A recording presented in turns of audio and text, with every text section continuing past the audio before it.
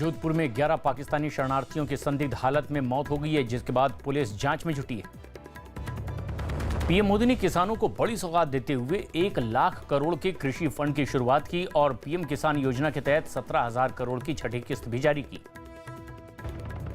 राहुल गांधी ने यूथ कांग्रेस के स्थापना दिवस के मौके पर शुरू किए गए रोजगार दो अभियान की शुरुआत की।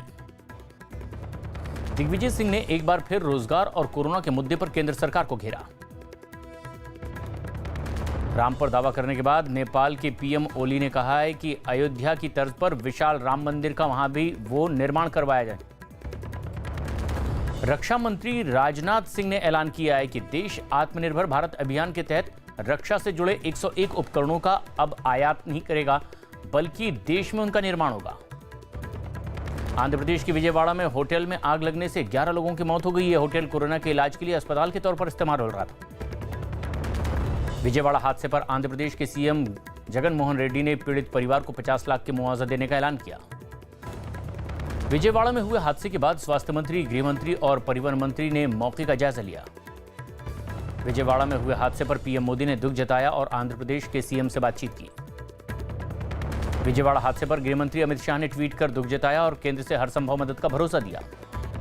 विजयवाड़ा आग हादसे पर दमकल विभाग ने दावा किया कि होटल में आग से बचाव के नियमों का पालन नहीं किया गया। रिया के वकील सतीश माने सिंधे ने बिना सबूतों के रिया को बदनाम करने पर आपत्ति जताई और कोर्ट के फैसले का इंतजार करने को कहा। रिया के आरोपों से घिरे के बाद सुशांत से उनकी व्हाट्सएप चैट सामने आई है, जिसमें उन्होंने दोनों के रिश्तों को बेहतर बताया, जबकि बहन प्रियंका से रिश्ते खराब होने की बात कही। सुशांत केस में ईडी सोमवार को एक बार फिर से रिया चक्रवर्ती से पूछताछ करेगी। सुशांत केस में पूछताछ से पता चला है कि रिया के भाई शौविक के खाते में सुशांत ने पैसे ट्रांसफर किए। खबर है कि ईडी सोमवार को रिया के पिता इंद्रजीत चक्रवर्ती से भी पूछताछ कर सकती है। सुशांत केस में रिया चक्रवर्ती के भाई शौविक चक्रवर्ती से ईडी ने 18 घंटे तक पूछताछ की। सुशांत केस में शिवसेना के मुखपत्र सामना में अंकिता लोखंडे बिहार पुलिस पर राजनीति न करने का आरोप लगाया। बीजेपी नेता निखिल आनंद ने सुशांत केस में संजय राउत और आदित्य ठाकरे का नार्को टेस्ट कराने की मांग की। शिवसेना नेता संजय राउत ने सुशांत केस में राजनीति होने का आरोप लगाते हुए महाराष्ट्र सरकार को निशाना बनाने की साजिश का आरोप लगाया। महाराष्ट्र सरकार ने सुशांत केस में सुप्रीम कोर्ट में हलफनामा दाखिल किया और सीबीआई जांच का विरोध किया, जिसमें 11 अगस्त को सुनवाई होगी। नेपाल में भारतीय राजदूत ने भारतीय सेना की तरफ से 10 वेंटिलेटर नेपाल की सेना को दिए। राजस्थान के मुख्यमंत्री अशोक गहलोत ने राज्य में दूसरी पार्टियों के विधायकों को चिट्ठी लिखकर अपनी सरकार को बचाने के लिए समर्थन मांगा। राजस्थान के सीएम अशोक गहलोत ने एक बार फिर से बीजेपी पर उनकी सरकार को गिराने की कोशिश का आरोप लगाया। राजस्थान में बीजेपी ने विधायकों के टूटने के डर से 23 विधायकों को गुजरात भेजा, जबकि 17 और एमएलए गुजरात भेजे जाएंगे। राजस्थान में कांग्रेस विधायक वेद प्रकाश सोलंकी ने एक वीडियो जारी करते हुए हर हाल में ही सचिन पायलट का साथ देने का दावा किया। गुजरात भेजे गए राजस्थान के बीजेपी विधायकों के मंदिर में दर्शन करने की तस्वीरें सामने आई। सभी विधायकों ने मोबाइल फोन बंद रखे हैं।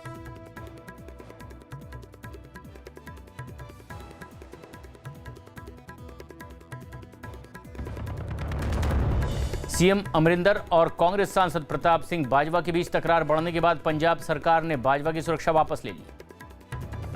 देश में पिछले 24 घंटे में कोरोना के सबसे ज्यादा 64,399 नए मामले सामने आए। देश में कोरोना के मरीजों का आंकड़ा बढ़कर के 21,50,000 के पार हो गया है। देश में कोरोना से होने वाली मौत का आंकड़ा बढ़कर के 43,379 हो गया है। जम्मू कश्मीर के बडगाम में आतंकियों ने बीजेपी नेता अब्दुल हामिद पर फायरिंग की, जिसके बाद उन्हें गंभीर हालत में अस्पताल में भर्ती कराया गया। पाकिस्तान ने एक बार फिर सीज फायर का उल्लंघन करते हुए पुंछ के मेंढर और मनकोट सेक्टर में फायरिंग की, जिसका भारतीय सेना ने मुंहतोड़ जवाब दिया। जम्मू कश्मीर के कुलगाम में आतंकियों के छिपे होने की खबर मिलने के बाद सुरक्षा बल ने पूरे इलाके को घेर लिया, जिसके बाद मुठभेड़ जारी है। कोझिकोड विमान हादसे में मारे गए पायलट अखिलेश कुमार का पार्थिव शरीर मथुरा पहुंचा, जहां उन्हें अंतिम श्रद्धांजलि दी गई। केरल के इडुक्की में जमीन खिसकने से हुए हादसे में मरने वालों की संख्या बढ़कर 28 तक पहुंच गई।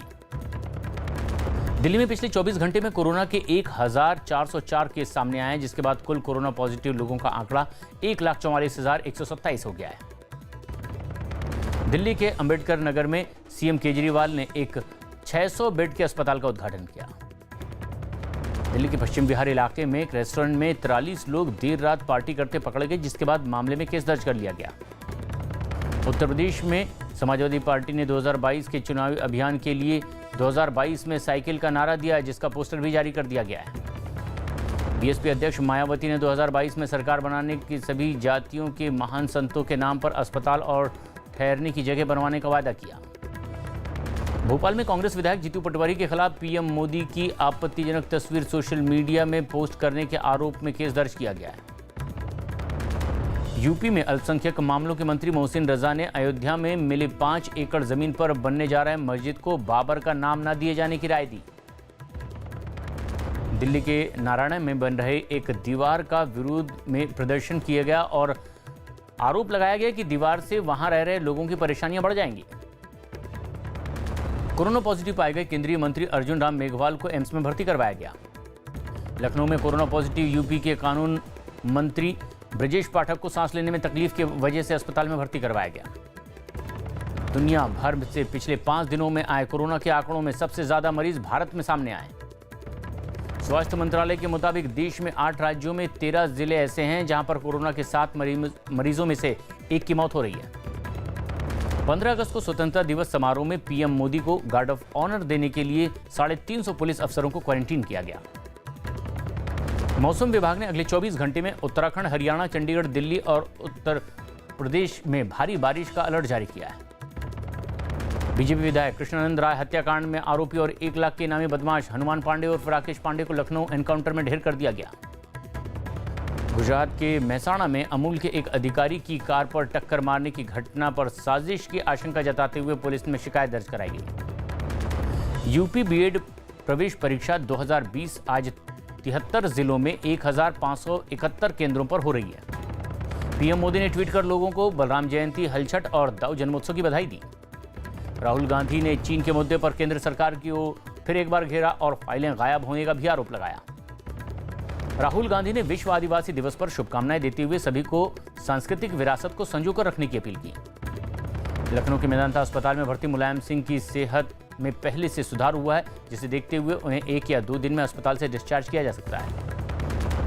दिशा सालियान की मां ने बेटी से जुड़े खबरों पर नाराजगी जताते हुए सुशांत की मौत से उनकी बेटी का कोई संबंध न होने की बात कही। सुशांत के पिता ने रिया का केस मुंबई ट्रांसफर करने की याचिका पर जवाब दिया, जिसकी सुनवाई 11 अगस्त को होगी। राम मंदिर भूमि पूजन के बाद अब वीएचपी 4 लाख गांवों में भगवान राम की प्रतिमा लगवाएगी।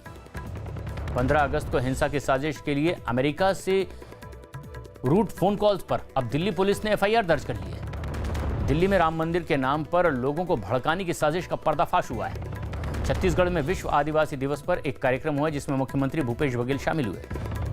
महाराष्ट्र में कोरोना मरीजों की संख्या 5 लाख के पार हो गई है। छत्तीसगढ़ के महासमुंद में एक कार की ट्रक से टक्कर होने पर 4 लोगों की मौत हो गई, 5 लोग घायल हुए। राजस्थान के जयपुर, अजमेर समेत 9 जिलों में ऑरेंज अलर्ट के साथ आज तेज बारिश की संभावना जताई गई। आरजेडी विधायक तेजस्वी यादव ने शिक्षा, स्वास्थ्य, बेरोजगारी, महंगाई, अपराध और कोरोना पर एक बार फिर से नीतीश सरकार को घेरा है। कानपुर में एक शव की शिनाख्त के बाद परिवार ने उसे घर का सदस्य समझकर दफना दिया, लेकिन 2 दिन बाद वो आदमी घर वापस लौट आया। यूपी के बांदा में बारिश की वजह से कच्चे मकान की दीवार गिरने की वजह से एक महिला की दबकर मौत हो गई। झारखंड के रांची एयरपोर्ट पर मुंबई से आ रहे विमान से एक पक्षी टकरा गया। दिल्ली में होटल और जिम खोलने की मांग के साथ ही सरकार ने नया प्रस्ताव केंद्र को भेजा। गुजरात के मोरबी में हाईवे पर एक कार पर कंटेनर गिरने से 3 लोगों की मौत हो गई। पश्चिम बंगाल के उत्तर 24 परगना में बीजेपी नेता गणेश दास की गाड़ी पर टीएमसी कार्यकर्ताओं ने हमला किया, जिसमें 4 लोग गंभीर रूप से घायल हुए। असम में 8 और लोगों की मौत के बाद प्रदेश में कोरोना से मरने वालों की संख्या 140 हो गई है। विश्व बैंक ने पाकिस्तान को बड़ा झटका देते हुए भारत से चल रहे जल विवाद में मध्यस्थता करने से साफ इनकार कर दिया है। अमेरिका के एटलांटा के स्कूल खुलते ही 11 छात्र कोरोना पॉजिटिव पाए गए, जिसके बाद 260 छात्रों और 8 टीचरों को क्वारंटीन किया गया है। अरब लीग में हादसे से उबरने के लिए हर हाल में ही मदद का ऐलान किया गया। चीन में ब्लैक डेथ के नाम से पहचाने जाने वाले ब्यूबोनिक प्लेग से एक हफ्ते के भीतर ही 2 लोगों की मौत हो गई और इसके बाद हेल्थ वार्निंग जारी कर दी गई है। अमेरिका में नवंबर में होने वाले राष्ट्रपति चुनाव में ईमेल के जरिए वोटिंग कराए जाने का डोनाल्ड ट्रंप ने विरोध किया है। सऊदी अरब के खुफिया विभाग के अधिकारी ने प्रिंस मोहम्मद बिन सलमान पर उनकी हत्या की साजिश का आरोप लगाया और अमेरिका में केस दर्ज हुआ। चुनाव में रिकॉर्ड वोट के साथ जीत हासिल करने वाले श्रीलंका के पूर्व राष्ट्रपति महिंदा राजपक्षे आज चौथी बार पीएम पद की शपथ लेंगे। ब्राजील में कोरोना से मौत का आंकड़ा 1 लाख के पार हो गया है। जम्मू कश्मीर में लश्कर तैयबा का एक बड़ा मॉड्यूल पकड़ा गया है, जिसमें टेरर फंडिंग के आरोप में 6 लोगों को गिरफ्तार किया गया। लेबनान के राष्ट्रपति ने बेरूत में 5 अगस्त को हुए धमाके में हमले की आशंका जताई, जबकि संयुक्त राष्ट्र ने धमाके की जांच की अपील की। संयुक्त राष्ट्र की एक रिपोर्ट में दावा किया गया कि आतंकी संगठनों ने कोरोना का फायदा उठाया और इस दौरान साइबर अपराध में तेजी से इजाफा हुआ। कारोबारियों की संपत्ति से जुड़ी एक रिपोर्ट के मुताबिक रिलायंस इंडस्ट्रीज के सीएमडी मुकेश अंबानी दुनिया के चौथे सबसे अमीर व्यक्ति बने। बिजली कंपनी एनटीपीसी ने कोरोना के समय सबसे ज्यादा 100 अरब यूनिट बिजली बनाने का नया रिकॉर्ड बनाया। केंद्र सरकार के निर्देश के बाद अब सभी राज्यों में नकली दूध और मक्खन के खिलाफ अभियान शुरू हो गया है। ऑनलाइन खाना पहुंचाने वाली कंपनी जोमेटो अब महिला कर्मचारियों को 1 साल में 10 दिन पीरियड लीव देगी। सऊदी अरब ने पाकिस्तान को कच्चा तेल उधार देने से मना कर दिया और सप्लाई भी रोक दी है। मैच फिक्सिंग के आरोप में 2 साल के बैन के बाद बांग्लादेश के क्रिकेटर शाकिब अल हसन अगले महीने से अभ्यास शुरू करेंगे। पाकिस्तान के गेंदबाज नसीम शाह सबसे कम उम्र में इंग्लैंड के कप्तान को आउट करने वाले दूसरे गेंदबाज बन गए। मैनचेस्टर में इंग्लैंड ने पाकिस्तान को पहले टेस्ट में 3 विकेट से हराकर सीरीज में 1-0 की बढ़त बना ली। आईपीएल में मैदान पर वापसी से पहले ही केकेआर के गेंदबाज कुलदीप यादव ने जिम में वर्कआउट करते हुए वीडियो शेयर किया। सोनू सूद ने ट्वीट कर लोगों से बीमार लोगों की मदद करने की अपील की। फेक फॉलोअर केस में रैपर बादशाह ने सोशल मीडिया पर लाइक्स और फॉलोअर्स बढ़ाने के लिए 75 लाख रुपए देने की बात कबूल कर ली। सांस लेने में तकलीफ के बाद मुंबई के लीलावती अस्पताल में भर्ती करवाए गए संजय दत्त की corona rapid antigen test report negative आई। बेटे के कोरोना से ठीक होकर घर लौटने पर अमिताभ बच्चन ने खुशी जताते हुए ट्विटर पर अभिषेक की फोटो शेयर की। बिग बॉस 14 का टीजर जारी कर दिया गया है। इस साल बिग बॉस को 2020 नाम से जाना जाएगा।